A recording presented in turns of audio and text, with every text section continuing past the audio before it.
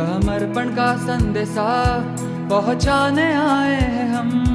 एक जरिया है दौड़ ये लाखों दिलों में उतर, दुनिया में छाने को अब ये चल पड़े हैं कदम। चल चले हैं चल पड़े हैं हम अमन और प्यार का गीत लिए।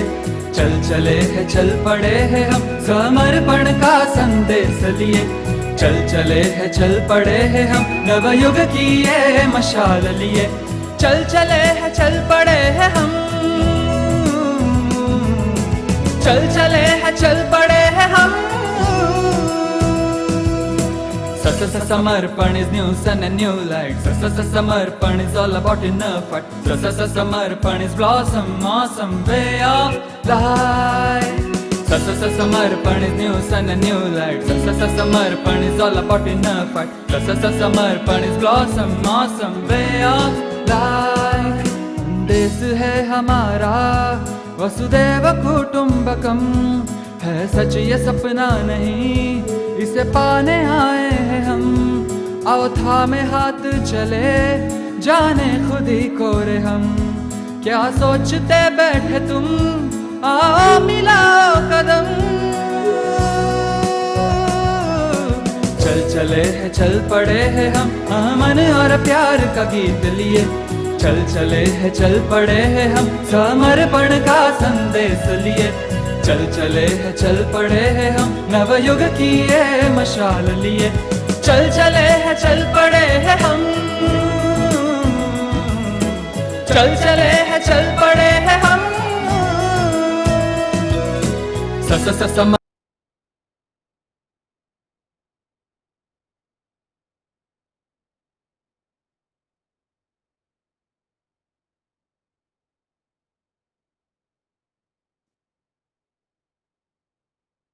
जय बाबा स्वामी।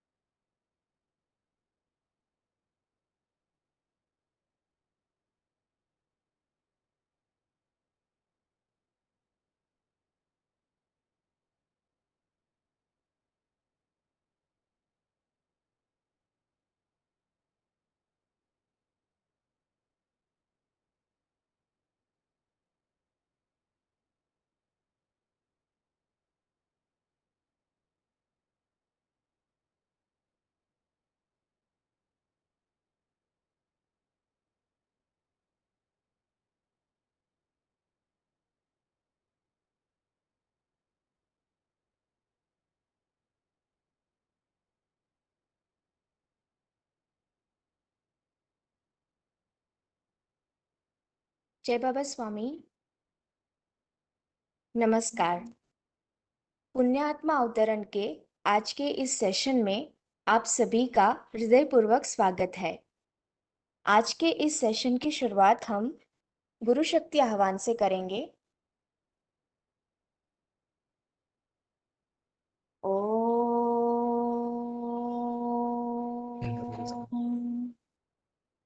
गुरु गुरु विष्णु गुरुर्देवो महेश्वरः गुरु साक्षात् परब्रह्म तस्मै श्री गुरवे नमः। तस्मै श्री गुरवे नमः। तस्मै श्री गुरवे नमः।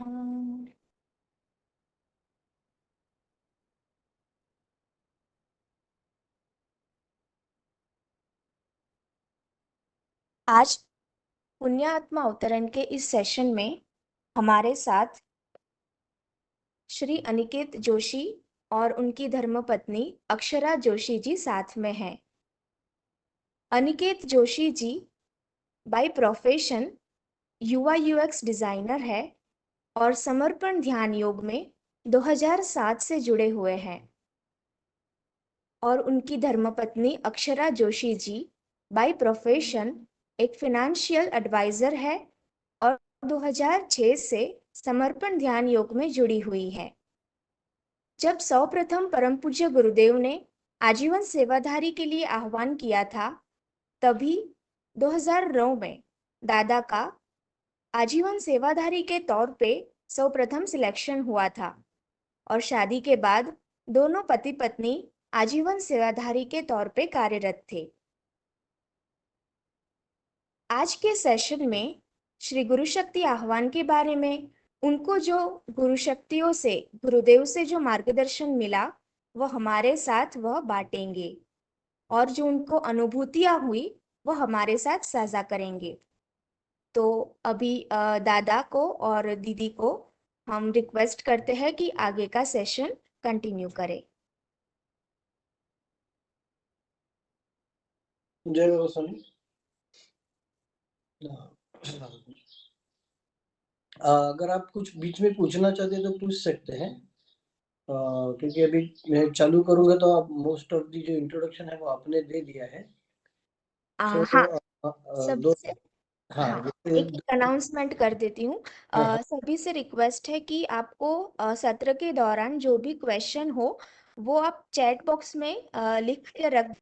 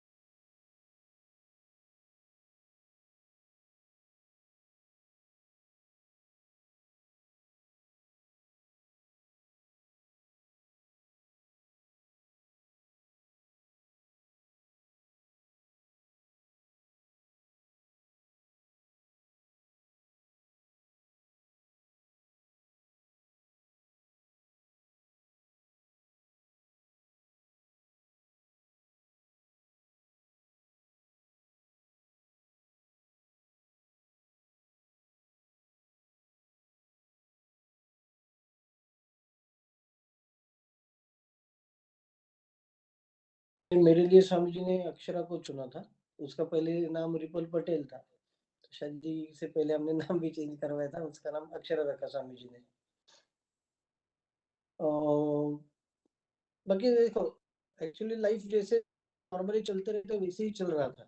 जैसे हम उधर मतलब मैं तो सेवाधारी था, आश्रम में सेवा देता था, जैसे मेरी वाइफ भी आश्रम में सेवा दे रही थी। पर जैसे गुरु शक्ति अवतरण का है तो वो तो पूरा मार्गदर्शन गुरु से ही आया। और आपको कुछ पूछना है क्या? क्योंकि मुझे अभी सूझ नहीं रहा है, क्योंकि मुझे प्लेनली पता है क्या है कि सिंपली क्या हुआ कि स्वामी जी ने हमको सामने से ही बताया कि गुरु पूर्णिमा के बाद तुमको चांस लेना है, और अनुष्ठान के वक्त हमने चांस लिया था। तो ज्यादातर अनुभव अक्षरा जी को है, वो अगर वो चाहे तो बता सकती है।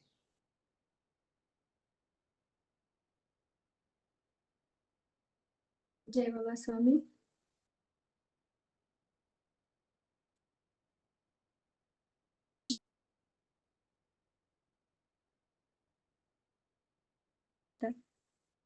तो और जैसे इन्होंने बोला कि अक्षरा जी को पता है, ज़्यादा एक्सपीरियंस उनको आए हैं, तो सच में ऐसा नहीं होता। माता और पिता दोनों का एक समान इसमें हिस्सेदारी होती है। ये हम सब अब तक जानते ही हैं, सुनते आए हैं, बोलते आए हैं, लेकिन हम लोगों ने वो अनुभव भी किया और आगे जाके आप लोग भी करोगे। अच्छा, इससे एक याद आया, जैसे स्वामी जी ने मुझे राजकोट आश्रम भेजा हुआ था, तो मतलब उधर नया नया आश्रम ओपन हुआ था, अपना स्वामी जी के कुटीर का कार्य चल रहा था, तो मैं अकेला ही था उधर। उसी वक्त मैंने स्वामी जी को ऑप्शंस तो दिए थे, 4 ऑप्शंस, तो मुझे मालूम नहीं था कि मेरी शादी कब तय होने वाली है। मैं राजकोट में था तभी मुझे तब हेतल दीदी वो दिख रही थी। हेतल दीदी का फोन आया था कि आपके लिए रिपल पटेल का चयन किया है स्वामी जी ने, तो आपको मान्य है क्या? मैंने हाँ, स्वामी जी ने किया तो कोई बात नहीं, मान्य ही है। तो फिर मैंने भी अक्षरा से, तब ट्रिपल थी और अक्षरा से बात होती रहती थी। तो एक दिन हमारी बात होते बोले कि हमारे लाइफ का उद्देश्य क्या है और हम शादी क्यों कर रहे हैं। बोले सिंपल है, लाइफ का उद्देश्य सच में मोक्ष ही है, इसलिए तो हम गुरु के द्वारा है, और शादी का उद्देश्य पुण्यात्मा अवतरण है, ये एकदम क्लियर है। तो एक बार मैं स्वामी जी के कुटीर में कार्य करने के लिए गया था, तब कुटीर का कंस्ट्रक्शन चल रहा था, और कुटीर के बाहर आके, बाहर एक पत्थर था, उस पर मैं शांति से बैठा और आकाश में देखते देखते मुझे विचार है कि स्वामी जी, पुण्यात्मा अवतरण मतलब कैसे होता है, ये प्रोसेस कैसे होती है, मुझे कुछ क्लियर करो ना। ऐसे अंदर से चल रहा था, तो मुझे पूरा पूरा याद है। आकाश पूरा निरभ्र था, मतलब कुछ भी बादल नहीं थे आकाश में। उस वक्त एक बड़ा सा बादल का गोला उधर आया, और धीरे धीरे क्या हुआ, वो बादल का आकार चेंज होने लगा, उसमें से गुरुदेव जैसी एक आकृति तैयार हुई, और एक स्त्री और पुरुष की भी आकृति तैयार हुई। और उसमें ऐसा दिखा कि हमारा सूक्ष्म शरीर का फोटो है ना, वैसे वो बादल में सूक्ष्म शरीर का आकार बना स्वामी जी का। उस उनके हाथ से एक लकीर आई, वो लकीर, जो लड़का और लड़की भी जो बादल के फॉर्म में फॉर्म हुए थे, तो उसमें से लड़के के नाभि तक गई, और लड़के के नाभि से वो लड़की के नाभि तक गई। तो अंदर से जवाब आया कि इसमें दोनों का पार्ट होता है, जो बीज है वो पुरुष से स्त्री को ट्रांसफर होता है, तो बीज जो कैरियर होता है, जो बीज कैरी करता है, वो पुरुष भी उतना सक्षम होना चाहिए, और उसके बाद वो जो रिसीवर होती है स्त्री, वो भी उतनी सक्षम होनी चाहिए। पर वो दोनों को सक्षम करने का जो कार्य है, वो खुद गुरुदेव करते हैं, वो गुरु शक्ति करती है। वैसे देखा जाए तो हमारी कुछ औकात है नहीं उनके सामने, औकात बनाने का भी कार्य वही करते हैं। गुरु शक्ति को अवतरण करना है, अगर हमारे नसीब में वो भाग्य है, तो उसका भी कार्य गुरु ही करते हैं। और इस हिसाब से मुझे जैसे 2000, मतलब हमने चांस लिया था गुरु शक्ति अवतरण के लिए, तो मुझे कुछ कुछ चीजों की कड़ी मिलती गई कि 2009 से ही वो चीजें का तैयारी चालू हो गया था। मतलब कोई बड़ी प्रतियोगिता होती है, उसके लिए हम कितने पहले से तैयारी करके रखते हैं। अभी ये तैयारी सब सूक्ष्म में गुरुदेव करवा रहे थे हमसे, लेकिन हमको वो धीरे धीरे धीरे समझ में आता है, क्योंकि गुरु उतने उसके स्तर से वो तैयारी करते रहता है, और हमको थोड़ी देर के बाद पता चलता है। हमारे लाइफ में मेरे ख्याल से आप लोग, सब लोगों के भी कुछ ना कुछ ऐसे अनुभव होंगे कि स्वामी जी कुछ बोले होंगे, और उसका प्रत्यंतर, उसका जो अनुभव है कुछ साल के बाद या कुछ दिनों के बाद आता है। तो वैसे ही भी हमारे साथ हुआ था। हमारे नसीब से जो राजकोट की जो गुरु पूर्णिमा हुई थी, उसमें पाद्य पूजन का जो अवसर है वो मुझे और अक्षरा को दिया था स्वामी जी ने। तो स्वामी जी ने बताया था कि इस वक्त पाद्य पूजन आप लोगों को करना है। उससे कुछ दिन पहले मुझे अक्षर ने पूछा था कि आप, हमें शादी को लगभग 2 साल होने को है, तो हम चांस कब लेंगे, मतलब गुरु शक्ति आवन का। बोला देख, जिसने शादी करवाई है ना, वो सामने से बोलेगा, तू कुछ चिंता मत कर। तो वो बोले हाँ ठीक है, चलो कोई बात नहीं। तो हमने वो विषय छोड़ दिया। मतलब देखो, विषय गुरु का है, आना ना आना वो सर्वस्वी उनके हाथ में है, हम सिर्फ माध्यम है। तो माध्यम को क्या करना चाहिए, माध्यम को जो कार्य है वो करना चाहिए, बाकी तो गुरु शक्ति संभाल लेती है। और सच में ऐसा हुआ। जैसे स्वामी जी ने अनाउंस किया कि इस वक्त गुरु पद्य पूजन अनिकेत और अक्षरा करेंगे, उसके बाद स्वामी जी ने सामने से बात की कि गुरु पूर्णिमा होने के बाद ही आप चांस लो, क्योंकि गुरु पूर्णिमा के बाद पूरी एनर्जी चेंज हो जाती है। और फिर गुरु पूर्णिमा के बाद अनुष्ठान में ही हमने चांस लिया था, और अनुष्ठान में जनवरी में ही उनको पता चल गया था अक्षरा जी को कि अंदर ये हो गया, मतलब प्रेगनेंसी रही है करके। अभी बहुत से जो अनुभव है उसमें एक ऐसा अनुभव है कि एक जो गुरु शक्ति आह्वान का जो चल रहा था ना, हमको स्वामी जी ने बताया था, उसमें मुझे ऐसा कुछ नहीं, हम डेली लाइफ जीते रहते, तो धीरे-धीरे अंदर से एक स्थिति होने लगती है। वो मुझे ध्यान में महसूस होने लगी। जैसे बोला कि हम अनुष्ठान में चांस लिया था हमने, तो अनुष्ठान में क्या हुआ, अनुष्ठान हम साधक निवास पे रहते थे तब, और सुबह 4:30 बजे आश्रम जाते थे ध्यान करने के लिए। तो मुझे ध्यान में ये अनुभव हुआ, जैसे मैं ध्यान में बैठता था, आँख बंद की तो तुरंत सहस्त्रार पे चला जाता था, और सहस्त्रार के ऊपर ही मेरे ख्याल से पता नहीं क्या होता था। मैं किधर हूँ 15 मिनट मुझे पता नहीं चलता, सिर्फ 15 मिनट में इतना गहन ध्यान लगता था, वो मेरी ज़िंदगी में कभी नहीं लगा था मुझे। तो धीरे-धीरे मुझे पता चलने लगा कि ये कुछ अलग प्रोसेस चल रही है अपने साथ। तो गुरु कुछ तो लेवल पे लेके जा रहे हैं अपने को। So let's go with the flow, ज़्यादा हम विचार नहीं करते इसके ऊपर।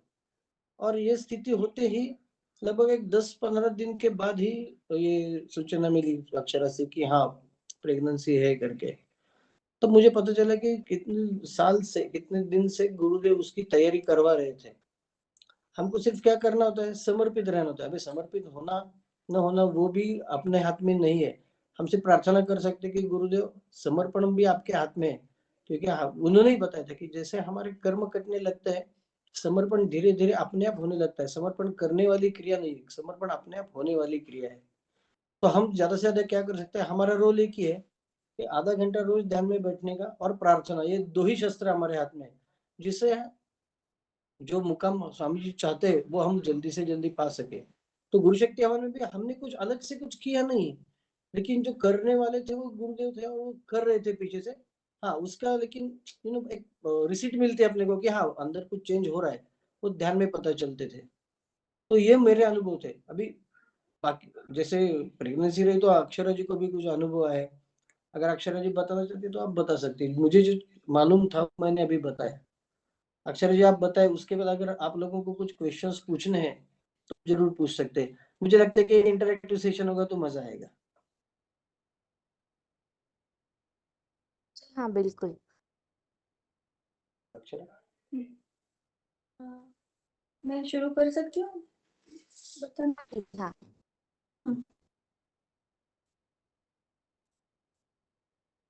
हाँ। एक्चुअली मैंने पहले बताया ना कि जैसे ये विशाल, बहुत ही विशाल विषय है, तो कहाँ से वही समझ में नहीं आता। लेकिन चलो इसके हेडिंग से ही शुरू करते हैं कि उनका गुरु कृपा ही केवलम। ये गुरु कृपा ही केवलम, ये तीन जो शब्द है ना, उसमें ही सब आ रहा है। ये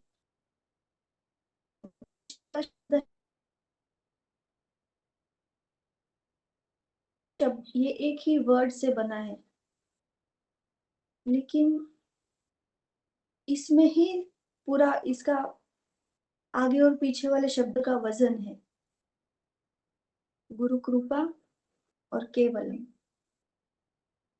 पूरे ब्रह्मांड में आप एक कल्पना करके देखो कि पूरे ब्रह्मांड में जो शक्ति पूरे ब्रह्मांड को संचालित कर रही है, वो इस वक्त इस धरती पे अवतरित है, एक मनुष्य देह में अवतरित है। और मनुष्य देह जिस जीवन काल में है, उस जीवन काल में हम लोग हैं। तो वो शक्ति जो अवतरित है ना, वो कुछ बड़े उद्देश्य के साथ अवतरित हुई है, और हम सब कहीं ना कहीं उनसे इसलिए जुड़े हैं कि हम उनके माध्यम बन, उनके कार्य में। तो पहली बात तो ये कि ये हो ही नहीं सकता कि जो भी आत्माएं उस परम आत्मा से जुड़ी है, उनके माध्यम से केवल और केवल पुण्य आत्मा गुरु शक्ति ही अवतरित हो सकती है, क्योंकि हमारे जन्म का उद्देश्य ही वही है कि उनके कार्य में सपोर्ट करें। और हर माँ के लिए अपना बच्चा गुरु शक्ति ही होता है। तो सबसे पहले ये भेद मिटा दीजिए कि मुझे गुरु शक्ति ही चाहिए, पुण्य आत्मा ही चाहिए। ये पूरा विश्वास रखिए कि हम जिस शक्ति से जुड़े हैं ना, वो शक्ति हमारे माध्यम से श्रेष्ठ आत्मा ही अवतरित करवा सकती है। कोई लेचू-पेचू नहीं आ सकता हम सबके माध्यम से। तो वो जो गुरु कृपा और केवल गुरु कृपा ही ये करवा सकती है। इसीलिए ये जो ही के ऊपर भार है ना, वो पूरा अर्थ उसमें समझा है कि हम सबकी हम सब भले ही उस उद्देश्य के से जुड़े हैं, लेकिन वो सिर्फ और सिर्फ गुरु शक्ति ही करवा सकती है। तो हमें ये करना है, हमें वो करना है, हमें योग्य डेट सिलेक्ट करके स्वामी जी को पहुंचानी है, हमें उस वक्त रेगुलर ध्यान करना है, हमें उस वक्त पूरा रूम स्वच्छ रखना है, हमें उस वक्त बेडशीट अच्छी नई स्वच्छ बिछानी है, हमें उस वक्त रूम में दिए लगाने हैं। उन सब में हम आ रहा है ना, इसलिए कुछ नहीं हो रहा है। जिस दिन वो हम चला जाएगा ना, सिर्फ गुरु शक्ति ही केवल रहेगी ना, उस वक्त वो कब घटित हो जाएगा ना, पता ही नहीं चलेगा।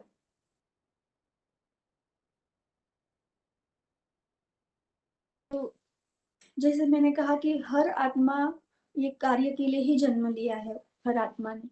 तो हर आत्मा को अपने बचपन से ही आप याद करो, कुछ ना कुछ आपको ऐसे अनुभव हुए ही होंगे। एक मेरा अनुभव आपको शेयर करती हूँ। जब मैं सेकंड स्टैंडर्ड में थी, लगभग 6-7 साल की थी, तो हमारे स्कूल में जन्माष्टमी के कार्यक्रम में एक गाना परफॉर्म करने वाले थे। तो उसमें मेरा भी सिलेक्शन हुआ। तो उसमें मुझे उन्होंने माँ यशोदा का रोल दिया और एक गाने के ऊपर हमें परफॉर्म करना था। और हमारे ही क्लास के कुछ लड़के थे, वो उसमें से एक कृष्ण बना था और बाकी के उसके सब सखे ऐसे बना था। और मैं ऐसे मक्खन बनाने के जो मटके पे हाथ ऐसे रस्सी से खींचते हैं ना, वो प्रोसेस कर रही थी। और वो जो कान्हा बना है उसको आके मेरे पीछे से गले मिलके ऐसे मैया मैंने माखन नहीं खाया, ऐसे एक्शन हमें करनी थी। तो उसमें जैसे ही हमारे टीचर ने गाया, मैया मोरी, उतना ही गाया उन्होंने और अपने आप मेरी आंखें बंद हो गई। और उसके बाद पता नहीं मैं न शरीर में थी, ना ही मुझे कुछ दिख रहा था, ना ही आसपास का कुछ फील हो रहा था, न शरीर फील हो रहा था। मुझे नहीं पता मैं कहाँ थी। न मैं आत्मा थी, न शरीर थी, कुछ भी नहीं थी।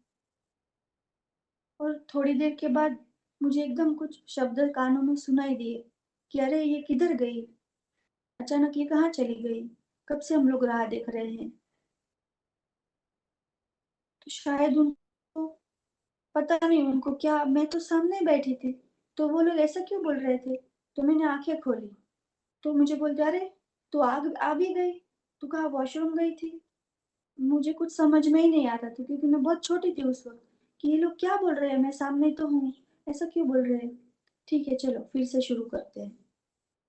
जैसे ही फिर से बोला मैया मोरी, वो मैया मोरी में वो माँ में वो इतना माँ का भाव था ना, उस भाव में मैं खो गई थी। ये एक हुआ, बाद में सब भूल गई। तत्क्षण सब कुछ जो भी हुआ सब भूल गई थी, वापस जैसी नॉर्मल लाइफ थी वैसी, स्कूल घर। फिर जब मैं सेकेंड ईयर में थी कॉलेज के, तब का एक एक्सपीरियंस बता रही हूँ। मेरी बड़ी बहन है, अ, उसकी शादी हो गई थी, उसको प्रेगनेंसी रही। तो उसने सबसे पहले फोन करके ये गुड न्यूज मुझे शेयर की कि तू मासी बनने वाली है। तो माँ आया ना उसमें, तो फिर से इतना भाव आ गया कि अंदर से प्रार्थना होने लगी कि उस वक्त मैं समर्पण से जुड़ी नहीं थी, मतलब गुरु से जुड़ी नहीं थी स्थूल से। तो ऐसी प्रार्थना हुई कि भले ही वो जो भी आने वाली संतान है वो उसके कोख में हो, लेकिन मेरी एक ही प्रार्थना है कि जो आत्मा मोक्ष के लिए लालायित है ना, वो आत्मा उसके माध्यम से जन्म ले। और उसके बाद ऐसा लगा कि अगर तू उसके बच्चे के लिए ये प्रार्थना कर रही है, तो तेरा बच्चा कैसा होगा? फिर मैंने जैसे बताना शुरू किया कि मेरा बच्चा इतना सुंदर होगा कि उसको देख के कोई भी इंसान अपना सब कुछ भूल जाएगा और सब कुछ मतलब सारे शरीर के भाव भूल जाएगा और वो अपने सही अस्तित्व में आ जाएगा, फील होगा उसको। मेरा बच्चा ऐसा होगा जो पूरे विश्व को बदल के रख देगा।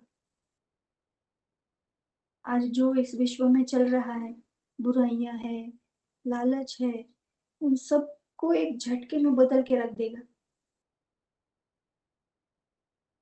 बाद में जब ये चल रही थी ना ये प्रोसेस अंदर से, तो पैरों का तो एहसास ही नहीं था, जैसे पैर थे ही नहीं। और पैर से कमर से ऊपर का पूरा हिस्सा बर्फ बन गया था। तो हम जो भी आत्माएं गुरु से जुड़ी हुई है ना, उन वो सब एक माध्यम है बहुत अच्छी आत्मा के अवतरण के लिए। उसके बाद जब हमारी शादी तय हुई, हम लोगों ने एक दूसरे से अपने एक्सपीरियंस शेयर करना शुरू किए। तो पहले तो मुझे जो भी ये सब अभी जो मैंने आपको अनुभव बताया, उसके ऊपर विश्वास नहीं आता था कि ऐसे अनुभव थोड़े आते हैं, ये तो शायद मेरी कल्पना होगी, शायद मेरी बुद्धि है, आगे भाग रही है, शायद क्या पता। उस वक्त वो एक्सपीरियंस है ये समझ में नहीं आता था। तो मैंने उनको बताया, जब वो अपने एक्सपीरियंस बताते थे ना, तो मुझे लगता था कि यार यही एक्सपीरियंस तो मुझे भी हुए हैं। तो क्या वो एक्सपीरियंस थे? मैं तो इनको एक भ्रम समझ रही थी। फिर मैंने इनको बोला कि मुझे ऐसा फील हो रहा है कि वो भ्रम है या अनुभूति, मुझे समझ में नहीं आ रहा है। तो वो बोले कि तू बता, वो अगर भ्रम होगा ना तो पता चल जाएगा, और वो अगर अनुभूति होगी तो मुझे वाइब्रेशंस फील होंगे। तो मैंने बताना शुरू किया जो भी अनुभव आए थे वो। तो वो ट्रांस में चले जाते थे, ध्यान लग जाता था उनको। तो उनके माध्यम से मुझे ये समझ में आया, मुझे जो शक्तियों ने अनुभव करवा रहे थे, मैं नहीं समझ पा रही थी, वो उनके माध्यम से मुझे उनके ऊपर विश्वास करना सीखा मैंने, कि ये सच में ये एक्सपीरियंस है। बाद में अ,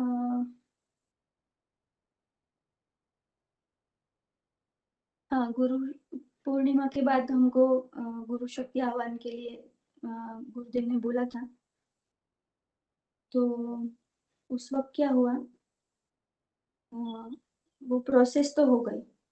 उसके बाद में हम लोग नवसारी में रहते थे, साधक निवास में। तो ऐसा कभी होता नहीं था, लेकिन उस वक्त पहली बार ऐसा हुआ था कि बाबा धाम में स्वामी जी, गुरु माँ, पूरा गुरु परिवार है ना, वो कहीं बाहर गया हुआ था, शिविर या कुछ तो था, मुझे याद नहीं है अभी। तो उसके लिए वो वहाँ गया हुआ था। और हमारे साथ जो एक सेवादारी थी, उन्होंने गुरु माँ से परमिशन ली कि गुरु माँ, हम तो आपके बच्चे हैं ना, तो हमें ऐसा लग रहा है कि माता पिता जब थक के आ रहे हैं घर में, तो हम घर इतना स्वच्छ और सजा के रखे कि आपको आके आधी थकान उधर ही मिट जाए।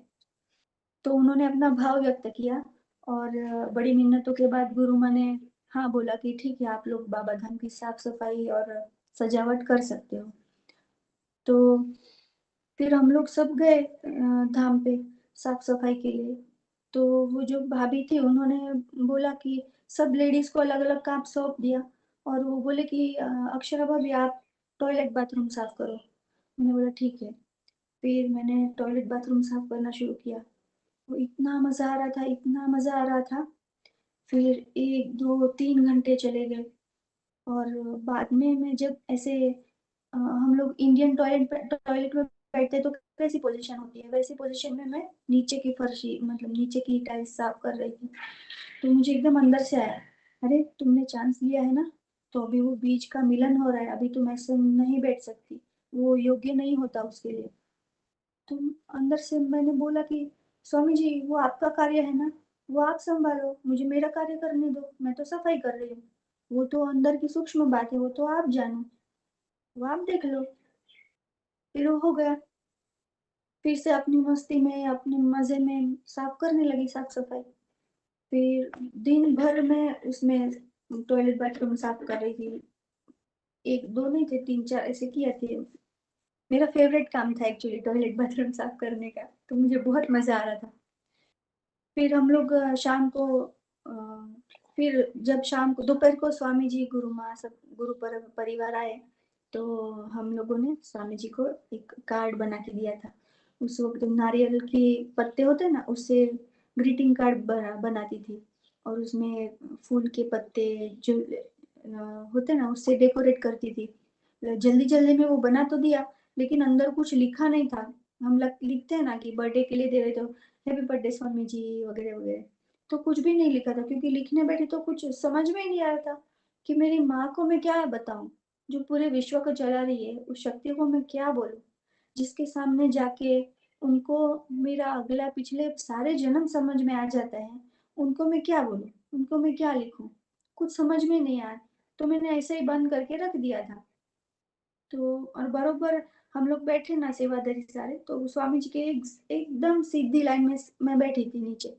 तो स्वामी जी ने ऐसे कार्ड खोला, अरे इसमें लिखा नहीं है कुछ, भूल गए क्या लिखना, किसने बनाई है, ऐसे करे वो पूछने लगे। तो बोले कि स्वामी जी अक्षरा भाभी ने बोले बनाए। तो उन्होंने देखा, देखा तो एक सेकंड वो देखते ही रहे। शायद उनको अंदर क्या चल रहा था ना, वो बीज का वो स्थूल से भी पता चल गया। वो एकदम एक अलग ही नजर से वो देखने लगे। उसके बाद हम लोग सार्थक निवास चले गए, और दूसरे दिन उसी दिन रात को मुझे बुखार आना चालू हुआ, एकदम खतरनाक बुखार। सुबह इतना नहीं था, लेकिन सुबह जब अनिकेत आश्रम चले गए, उनको मूर्ति पूजा करनी होती थी, तो वो बहुत जल्दी चले जाते थे। उसके बाद जो बुखार चढ़ना शुरू हुआ, 104 डिग्री सेल्सियस तापमान बुखार था। और ऐसा बोलते हैं कि जब प्रेगनेंसी रिसीव होती है तो उस वक्त इतना बुखार आना अच्छा नहीं होता। तो मुझे अंदर से ऐसा चल रहा था कि स्वामी जी अरे अब क्या करूं। फिर से स्वामी जी ये आपका कार्य है ना, तो आप संभाल लो। जैसे आधे घंटे में पूरी नॉर्मल, पूरा बुखार चला गया, एकदम फ्रेश हो गई, जैसे कुछ हुआ ही नहीं। फिर हम लोग डॉक्टर के पास गए, जब रात को वो आए कि मुझे ऐसा बुखार आया था, फिर से आया, तो पता नहीं, हम लोग एक बार डॉक्टर से बात करके आते हैं। तो बोले ठीक है। फिर नजदीक के डॉक्टर के पास हम लोग गए, और डॉक्टर को बोला कि ऐसे चांस भी लिया है हम लोगों ने, तो बोले कि तो फिर आप पहले प्रेगनेंसी चेक करो, क्योंकि मैं आपको डोज दूंगा तो वो आप अच्छा नहीं होता, नहीं रहेगा। तो हमने बोला ठीक है। फिर प्रेगनेंसी दूसरे दिन सुबह चेक की तो पॉजिटिव आया। तो ऐसा लगा कि गुरु कृपा में ही सब हो गया, क्योंकि जिस पोजीशन में मैं बैठी थी, जितना बुखार आया था, उसमें भी वो कुछ भी नहीं हुआ, एकदम आराम से हो गया। तो ये गुरु कृपा ही है। ठीक है चलो, हो गया सब। फिर धीरे धीरे जैसे जैसे महीने बीतते गए, वैसे वैसे एकदम अलग ही एक्सपीरियंस आते गए, चित्त पूरा अंदर ही रहता था। और हाँ, ये खास बात बताना चाहूंगी, गुरुदेव कहते हैं ना कि 3 महीने तक किसी को भी मत बताओ। किसी के भी पेरेंट, मतलब लड़की के पेरेंट को भी नहीं, किसी को, मतलब किसी को भी मत बताओ। तो हमने नहीं बताया था। तो तब तक इतना शांत स्मूथ चल रहा था, और जैसे ही दोनों फैमिली को बताया ना, तो उसके बाद एकदम हैवी हैवी लगने लगा था, हृदय पे एकदम हैवी हैवी लगने लगा था। लेकिन उसके बाद भी जब 6 महीने हुए, तो एक अलग ही एक्सपीरियंस आया था कि अंदर से ना अचानक ही ब्रह्मनाद चालू हो जाता था, इतना जोर से कि सामने वाला कुछ बोल रहा है ना तो वो सुनाई भी ना दे, इतना जोर से। फिर गुरुदेव कहते हैं ना कि तुम्हारे कुछ एरिया तक, तुम्हारे ऑरा में अगर कोई आ गया ना, तो ब्रह्मनाद बंद हो जाएगा। लेकिन वो ब्रह्मनाद इतना कंटिन्यू और इतना जोर से चल रहा था ना, कि कोई मेरे एकदम बाजू में, मतलब हम दोनों को बीच में एक उंगली का ही अंतर है, सिर्फ टच नहीं हुए, इतना नजदीक आके कोई खड़ा हो जाता था ना, फिर भी वो ब्रह्मनाद उतने ही जोर से चालू रहता था। फिर उसमें बीच में एक बात बताना भूल गई मैं। जब गुरु पूजन हुआ था ना, उसके बाद हम लोग दोपहर को किचन का कार्य करके थोड़ी देर रेस्ट करने के लिए ध्यान खंड में ऐसे ही लेटे थे। मेरे साथ एक साधिका थी और उसके 4-5 फुट के अंतर में मैं, ऐसे हम दोनों थोड़ी देर उधर रेस्ट के लिए आड़े सोए थे। तो सब ऐसा बोलते थे कि हाँ अभी लोग, अब तो तुम लोग गुरु पूजन करने वाले हो ना, तो तुम लोगों को अभी इतना सिक्योरिटी में रखा जाएगा, किसी से मिलने नहीं दिया जाएगा, और जब गुरु पूर्णिमा के लिए जाओगे तो आप लोगों को स्पेशल ट्रीटमेंट दी जाएगी, स्वामी जी के साथ ही रखा जाएगा, वगैरह वगैरह सब चल रहा था। और ये तो बात किसी को बताते भी नहीं है कि कौन पूजा करने वाला है। जब स्टेज पे पूजा करने जाते तब पता चलता है कि अरे ये पूजा करने वाले हैं। लेकिन उस वक्त तो स्वामी जी ने दिवाली मीटिंग में सबके सामने बोल दिया था कि हाँ इस बार है ना जोशी पूजा करने वाले हैं, ऐसे करके। तो मैं सोच में पड़ गई थी। तो फिर स्वामी जी ने सबको क्यों बता दिया होगा? तो फिर आगे जाके ऐसा होगा, इतना कॉन्फिडेंशियल होता है तो हमारा तो बता दिया है, तो अभी हमको ऐसी ट्रीटमेंट दी जाएगी। छोड़ो, जाने दो, गुरुदेव का सानिध्य मिलने वाला है। ये देख के अंदर ही अंदर इतना खुश हो रही थी। तो जब गुरु पूजन होने वाला था ना, उसके पहले का जो गहन ध्यान अनुष्ठान था, वो करने का अवसर मिला था। तो वो अनुष्ठान में एक बहुत ही अच्छा, एक आत्मा की प्रार्थना वो भजन के माध्यम से उतरी थी कागज पे।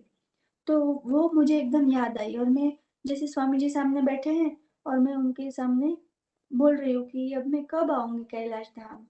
आप मेरे सामने बैठे हो तो स्थूल है, लेकिन मुझे आप जहाँ सूक्ष्म में बैठे हो, मुझे वहां आना है। मैं कब आऊंगी, मैं कब आऊंगी, ऐसे ऐसे अंदर से चल रहा था।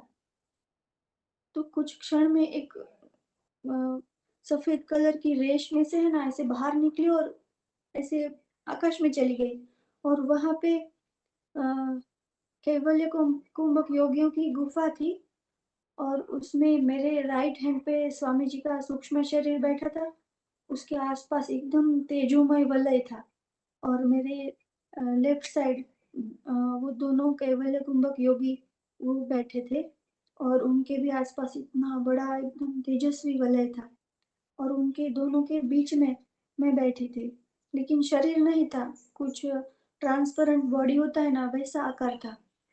और मैं उन दोनों को देख रही हूँ, तब तक बीच में एक बड़ी गुफा के मुंह से एक ज्योत आ रही थी बाहर।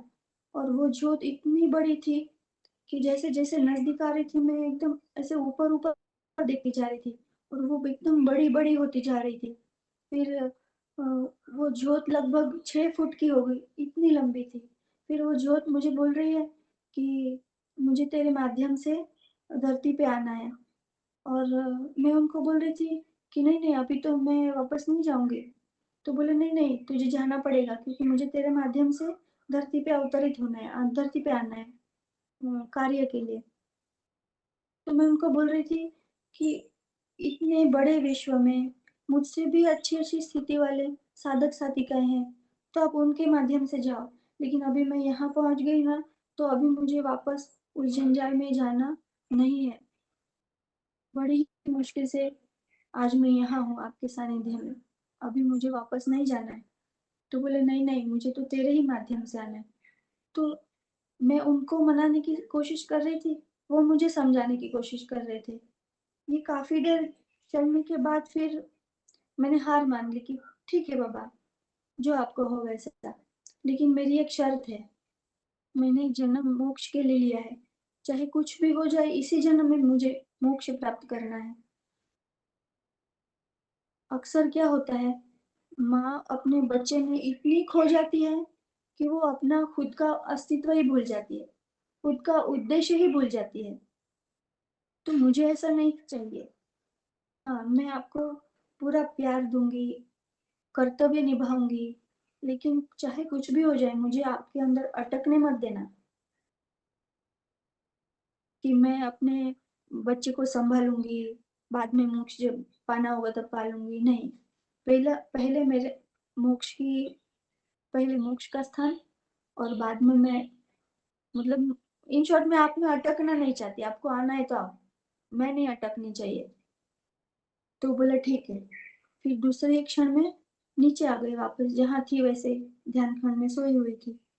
फिर मेरे साथ जो साथी सोई थी, वो बोल रही थी भाभी कितने महीनों के बाद आज मुझे इतनी शांत और डीप नींद लगी थी। तो मुझे समझ में आया कि ये अनुभूति था, ये मेरा भ्रम नहीं था। ठीक है चलो, बाद में प्रेगनेंसी रही, उसके बाद ब्रह्मनाथ का एक्सपीरियंस बताया। फिर वो जो आत्मा आना चाहती थी ना, उन्होंने सच में अपना प्रॉमिस पाला। मतलब मैंने उनको बोला था कि मुझे त्रास नहीं देने का, मैं तो ध्यान मतलब मेरे मोक्ष के बीच में नहीं आने का। तो इतना कि उन्होंने अपनी माँ को इतना भी तकलीफ नहीं दिया। बच्चा जब पेट में घूमने लगता है ना, उनकी लातें लगती है। मुझे सिर्फ 3 बार ही उनकी लात लगी है, वो भी कब, हम लोग बोलते ना कि माँ से बच्चे का कनेक्शन बहुत ज्यादा रहता है, ऐसा नहीं होता। वो कनेक्शन आत्मा आत्मा का होता है, वो बहुत अलग ही कनेक्शन होता है। अब बताओ क्या आपको फील हुआ था? हाँ, एक्चुअली जब बच्चा पेट में था तो हम कैसे करते कि डॉक्टर वगैरह बताते कि आप गर्भ संस्कार करो, वो बच्चे से गप्पे मारो, तो एक कनेक्शन बनता है। तो मैं भी करता था ऐसे कि बच्चे जैसे मतलब अक्षरा के पेट पे हाथ रखे प्यार से गप्पे मारता था। तो कभी कुछ हलचल ही नहीं हुई, मतलब बच्चे ने कुछ रिएक्ट किया ऐसा नहीं हुआ, मतलब हिल रहा है कुछ नहीं हो रहा है, मतलब चलो ठीक है कोई बात नहीं। तो मैं ध्यान में बैठ गया थोड़ी देर में, बोले चलो मैं ध्यान में बैठता हूँ अक्षरा, तो तेरा कार्य कर, मैं ध्यान में बैठता हूँ थोड़ी देर। ये साधक निवास की बात है। और इस साधक निवास में 2 छोटे-छोटे रूम थे, अक्षरा एक रूम में बैठी, मैं ध्यान के लिए अलग रूम में बैठा। और जैसे आँखें बंद की और चित्त अचानक फट करके शस्त्र पे चला गया, मतलब न भूतो न भविष्यति, इतना जोर से चला गया। और जैसे चित्त शस्त्र पे चला गया, उधर पेट में हलचल चालू हो गई बच्चे की। अक्षरा बोले, मतलब अक्षरा उस वक़्त डिस्टर्ब नहीं किया मुझे ध्यान करा सकने। थोड़ी देर के बाद वो बोली कि बच्चे अब ध्यान पे गए, थोड़ी देर के बाद बच्चे ने अपने आप हलचल करना चालू किया। मैं बोला मेरा भी चित्त एकदम आश्चर्यजनक तरीके से शस्त्र पे चला गया, इतनी जल्दी नहीं जाता है कभी, जहाँ तक मुझे अनुभव है। तो बोले कुछ तो कनेक्शन है मेरा भी और वो बच्चे से। तो उसके बाद क्या हुआ, उसके बाद सेकंड टाइम है ना, मैं ध्यान भी नहीं कर रहा, मैं ना कुछ कार्य काम कर रहा था, हमारे कपट की साफ-सफाई कर रहा था अंदर की कबर्ड की। तो कबर्ड की साफ-सफाई कर रहा था तो चित्त एकदम शस्त्र पे चला गया। तो मैंने अक्षरा से पूछा, "अक्षरा बेबी हिल रहा है क्या अंदर?" अक्षरा बोली, "हाँ, हिल रहा है।" "आपको कैसे पता चला?" मैं बोला, "पता नहीं, मेरा चित्त अचानक शस्त्र पे चला गया, वो इसलिए मुझे लगा कि वो हिलने लगा।" तो मुझे पता चला कि जैसे माँ से कनेक्शन होता है ना, वैसे बाप से भी कनेक्शन होता है। क्योंकि माँ कैरियर है, जैसे तो माँ रिसीवर है, तो बाप भी सेंडर है ना, बाप ने सेंड किया है वो बीज माँ को, और इसीलिए दोनों का कनेक्शन रहता है। तो ऐसा नहीं कि पुरुषों का कोई कनेक्शन नहीं रहता है, पुरुषों का भी रहता है। और बेसिकली इसमें सब खेल गुरु तत्व का है, मतलब जो गुरु अपने माध्यम से वो लाना चाहते हैं, वो सब कनेक्शन करवाने का काम वगैरह सब वो करते हैं। अपने को सिर्फ एक ही काम है, प्रेजेंट में रहने का। सो ये बहुत अच्छा अनुभव मुझे हुआ था उस वक़्त। मुझे लगा कि जो पेट में है, वो कुछ तो अलग है। और एक बात है कि मैं बहुत साल से ध्यान कर रहा था, तो मुझे एक अंदर से आ रहा था कि एक स्थिति है, जो अभी तक मिली नहीं है, एक स्थिति अभी तक मिली नहीं है। वो कब मिलेगी, वो कब मिलेगी? तो जैसे अ, जन्म के बाद। नहीं, जन्म के बाद नहीं। तेरे पेट में वो बच्चा गर्भ जो था वो 9 महीने का हुआ ना, उसी उस क्षण मुझे वो स्थिति मिली थी। और वो एक स्थिति ऐसी कि वो जो परमानेंसी की स्थिति, मैं मतलब एक्चुअली क्या है, अनुभूति का वर्णन नहीं किया जा सकता। मैं सिर्फ़ ये बता सकता हूँ आपको कि इसलिए मुझे पता चला कि बच्चा क्या है, वो मुझे उसका अनुभव आया था। देखो, जैसे बच्चा जन्म लेता है ना, उसके बाद सब नॉर्मल चीज़ जैसे नॉर्मल बच्चे जैसा ही होने लगता है। वो उनका एक प्रोटेक्शन रहता है। कुछ अलग दिखा तो लोग भी ये करने लगते हैं ना कि अरे कौन है, क्या है, अलग है।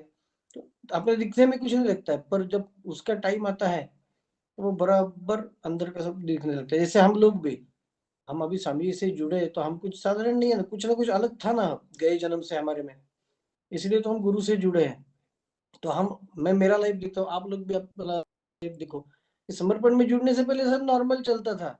तो नॉर्मल आदमी जैसे भाव भावना है, लेकिन जैसे स्वामी जी के साथ जुड़े, समर्पण ध्यान में आए, कुछ साल में ऐसी प्रगति हो गई। मैं मेरा देखता हूँ पीछे सालों का कि समर्पण ध्यान में जुड़ने से पहले का अनिकेत और समर्पण ध्यान में जुड़ने के बाद 10 साल का अनिकेत, 360 डिग्रीज का फर्क है। तो मुझे 2009 में मैं स्वामी जी से जुड़ा था, मतलब आजीवन में आया था।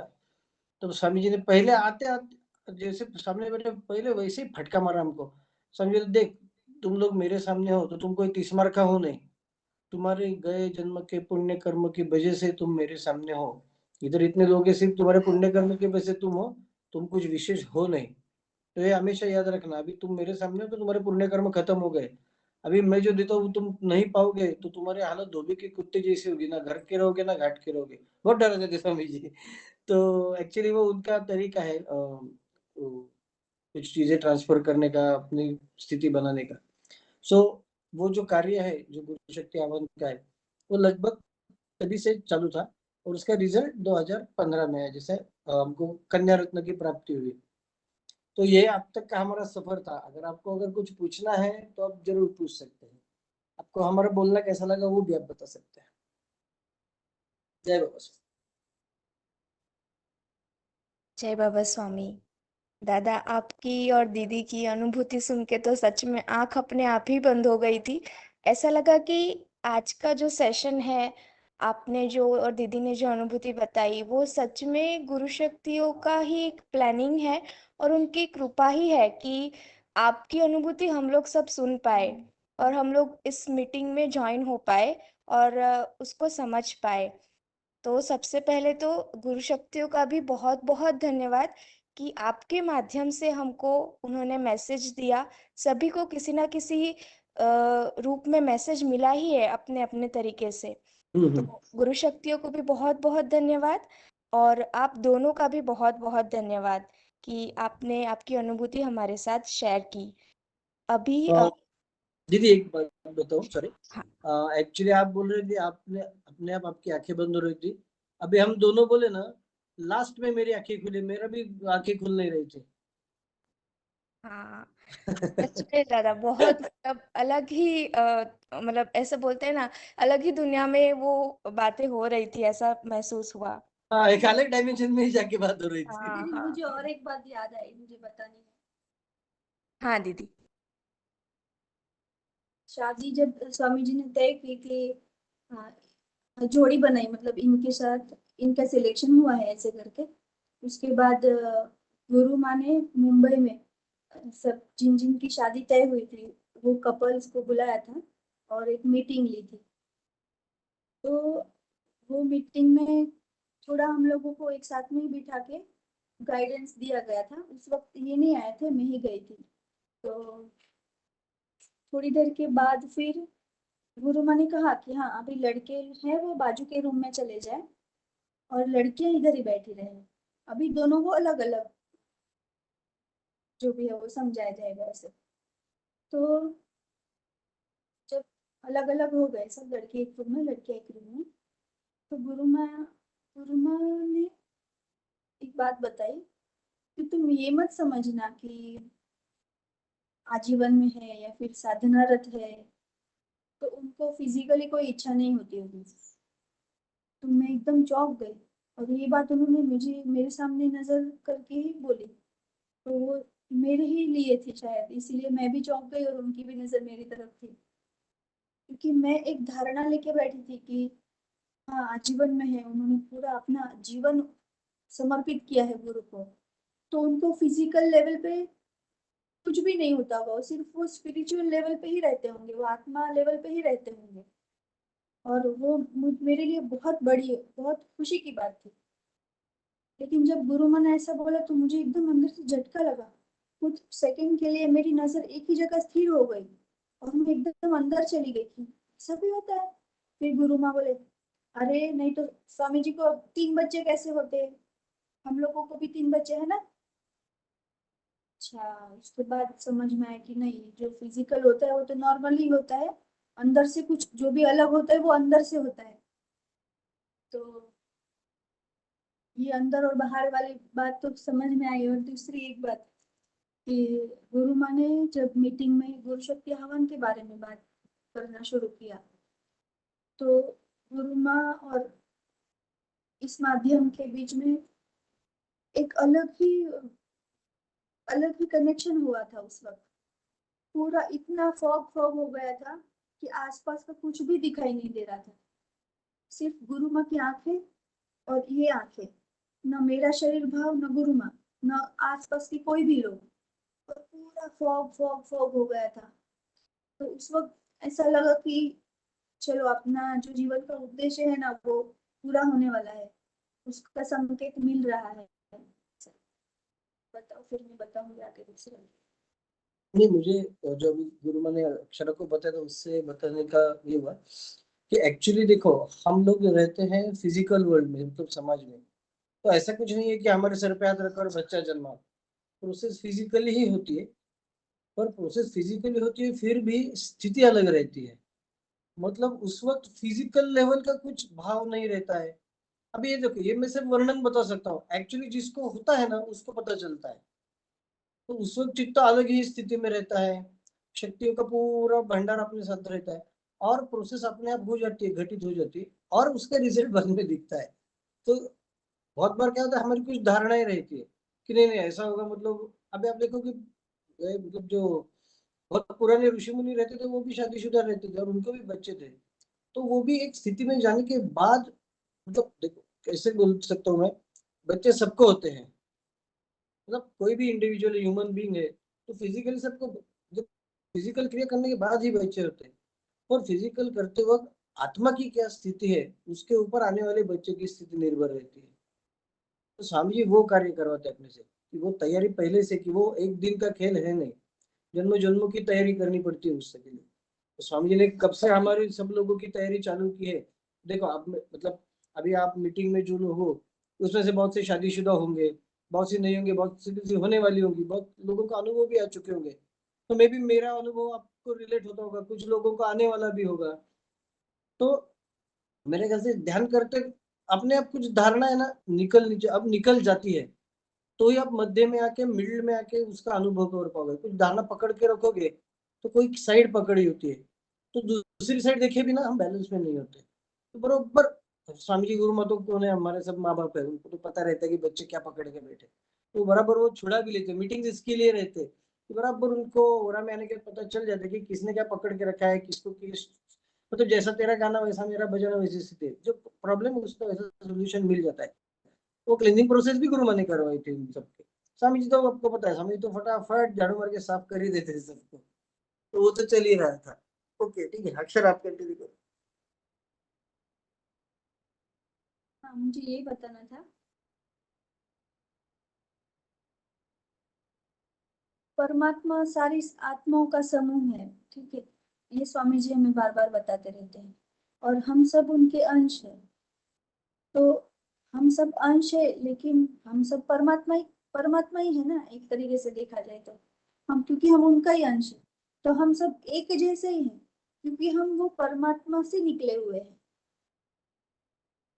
लेकिन हम जिस देह में है ना, उस देह के कर्मों के वजह से हम लोगों का रास्ता किसी का छोटा है, किसी का लंबा है,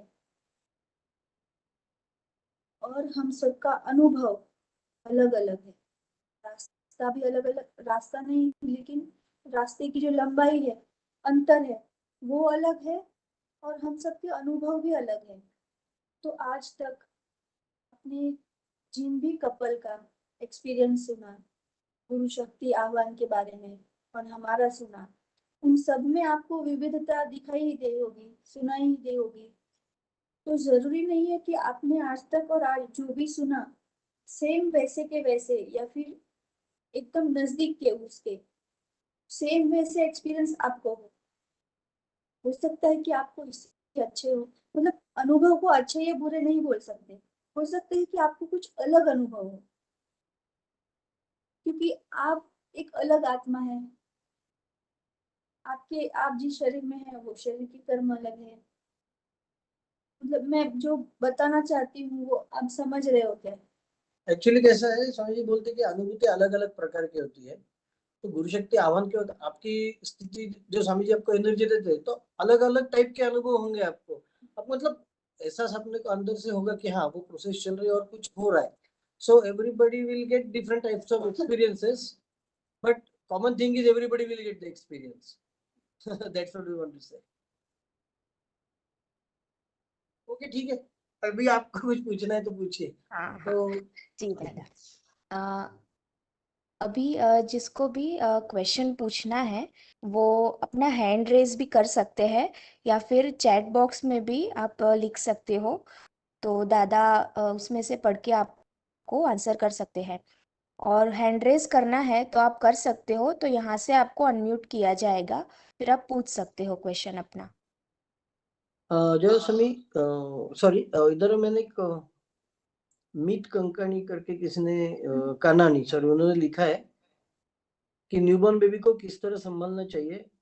हमें अपने घर के अलावा के लोगों से उनको जितना हो सके उतना अलग रखना चाहिए, या किस तरह से सबका चित्त उस न्यूबॉर्न बेबी पे न जाए, ऐसा करना चाहिए। कितने साल तक उनको ऐसा करने की जरूरत है। आज के समय में न्यूबॉर्न बेबी के फोटो सभी सोशल मीडिया पे डाल रहे हैं, ये किस हद तक सही है? मानने पर है। नहीं, मानने ऊपर भी है। जहां तक मैंने किया था, मेरा अनुभव बता दो, मैंने नहीं डाले थे फोटोग्राफ्स। क्योंकि देखो, आप भी देखो, कोई भी चीज आप देखते तो आपका चित्त उधर चला जाता ही है। तो जहां तक है वहां तक ना डालो। मैंने अब भी एक आध बार डालता हूँ। मोस्टली मैं नहीं डालता हूँ, मुझे नहीं अच्छा लगता वो फोटो डालना। ये मेरा मानना है, आप लोगों का अलग हो सकता है। और जैसे न्यूबॉर्न बेबी का जो बोलते हैं कि न्यूबॉर्न बेबी को किस तरह संभालना चाहिए, ये तो मेरे ख्याल से अक्षर और उनके उन्होंने लोगों ने ही संभाला था कि कैसे संभालते वो। उनकी जो शुश्रूषा होती है वो नॉर्मल हम जैसे बेबी को संभालते हैं, क्योंकि वो बेबी रहता है, आत्मा अलग रहेगा पर शरीर तो छोटा ही, उनको पूरी तरह से संभालना पड़ता है। और नॉर्मल बेबी हो या कोई भी हो, जितने कम लोगों के हाथ में तो उतना अच्छा है। क्योंकि क्या है, हैंड इन्फेक्शन वगैरह चीज, अभी बीच में कोरोना भी आके गया तो हमको पता चला कि सोशल डिस्टेंसिंग रखना चाहिए। तो जितना हो सके उतना बेबी को घर में रखे तो फिलहाल अच्छा रहेगा उस वक्त। और मेरे ख्याल से बच्चे है ना, वो बहुत सूक्ष्म होते हैं। उनको फिजिकल संभालने से ज्यादा चित्त से तुम संभालोगे ना, कि ज्यादा लोगों का अटेंशन ना आए, या फिर घर में ऐसा माहौल ना बने कि बच्चा बीच में आ जाए, एक की तरफ ये खींच रहे, एक तरफ वो खींच रहे, इस तरीके का अटेंशन ना आए, ये ज्यादा जरूरी होता है, क्योंकि वो ही बराबर। बच्चे के लिए खतरनाक होता है। अ, बाकी जो भी लेते हो तो प्यार से ही लेते हैं। ठीक है, उषा जी कुछ बोल रही है। बाहर की परिस्थिति, व्यक्तियों के संपर्क में आने से कुछ फर्क पड़ता है क्या? क्योंकि मैं किसी के संपर्क में आती हूँ तो फिर बाद में लगभग सभी चक्रों पर ठंडक लगनी शुरू हो जाती है। एक ये क्या है, कुछ मार्गदर्शन प्लीज। अभी जहां तक मुझे पता है वहां तक हमारा शरीर जो है और जो आत्मा है वो एक्चुअली गुरुदेव के कंट्रोल में है। हाँ, कहीं भी जाते हो, खराब परिस्थिति होती है, ठंडक महसूस होती है, उसका मतलब एक्चुअली प्रोटेक्शन चालू हो जाता है अपना। मैं भी कभी किसी भीड़ भाड़ में जाता हूँ तो चित्त अपने आप शस्त्र पे चला जाता है। और कोई अगर फालतू बात कर रहा है जो मुझे सुननी नहीं चाहिए, तो मेरे कान में जोर से बरमना चालू होता है, चिंग करके इतना जोर से आवाज आता है, तो मेरा उसमें से चित्त ही हट जाता है। तो मुझे लगता है कि हम कुछ भी करो, गुरुदेव बराबर अपने को संभाल रहे हैं। तो अपने वो चित्त भी अंदर चला जाता है और पता चलता है कि समर्पण क्या चीज है। अपने को करने की कोई जरूरत नहीं, गुरुदेव संभालते हैं। हाँ, जब तक अपने को पता है वहां तक हम टेक केयर कर ही सकते हैं कि ज्यादा इधर उधर चित्त ना जाए। पर एक हद से बाद अपने भी जहां से हाथ से निकल जाते हैं ना, वहाँ गुरु बराबर संभाल लेते हैं।